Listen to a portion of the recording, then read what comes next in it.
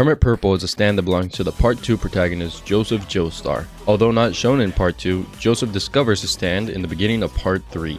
Hermit Purple manifests itself as multiple purple thorn-covered vines that spawn from Joseph's hands, which are strong enough to support his own weight. Hermit Purple also represents the tarot card, the Hermit. Hermit Purple's destructive capabilities are relatively weak, as its main ability is to divine information by using an object or material in conjunction with Hermit Purple. Joseph, with Hermit Purple on his hand, can destroy a photographic camera, and once the camera is broken, releases a photograph which reveals information of that moment and time, such as when he used it in the beginning of Part 3 to find Dio's location.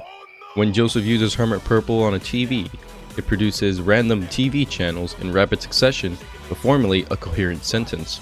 Or he can also show a place, such as when he used it to see the inside of his body. Hermit Purple can also draw a map out with dust. His ability seems to be way more effective when he's closer to his target. As in the photo of Dio, we could see that he's completely in dark.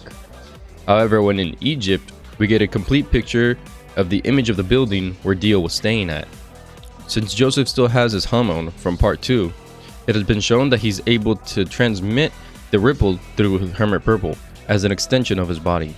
He can also wrap his body around in Hermit Purple and Hamon to prevent Dio from touching him, sort of like wrapping the vines around himself like a cloak of high voltage wires. Now, I did mention that Joseph attains his stand in Part 3. However, Araki allegedly said during an interview the following: "The image of the vine is also connected to Joseph's Hamon ability.